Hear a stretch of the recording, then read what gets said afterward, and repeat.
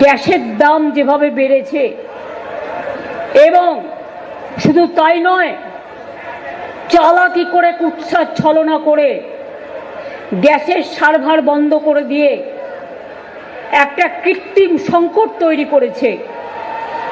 মানুষ যখন অ্যাপ্লাই করেছে দেখেছে লাইন পাচ্ছে না। আমরা এর প্রতিবাদ করেছি প্রথম দিনই, এবং আমি সমস্ত কোম্পানিগুলোকে মিটিং করে যেটা জেনেছি, গ্যাসের মোটেই সংকট নেই। আমরা বলেছি সার্ভারটা ওপেন করুন। হোটেলগুলো কেন চলবে না? হকারের দোকান কেন চলবে না? গৃহস্থলীর লোক কেন গ্যাস পাবে না? দোকানদার কেন গ্যাস পাবে না? গ্রামের লোক কেন গ্যাস পাবে না?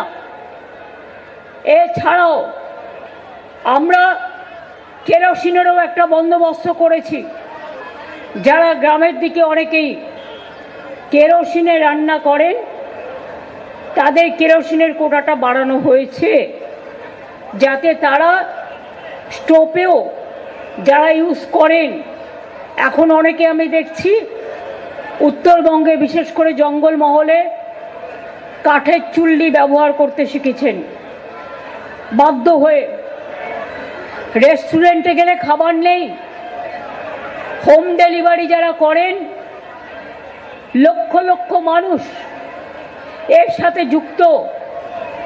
একবারও ভাবলেন না বিজেপি সরকার নির্বাচনের স্বার্থে হঠাৎ করে গ্যাস সার্ভার বন্ধ করে দিলেন। ভাবছেনটা কি দেশটা কি মগের মুলুক? কেন আগে থেকে প্ল্যান অফ অ্যাকশন তৈরি করেননি?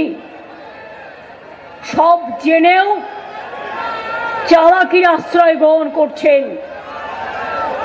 গ্যাস দিন মানুষকে, গ্যাস বেলুন নয়। গ্যাস দিন মানুষকে।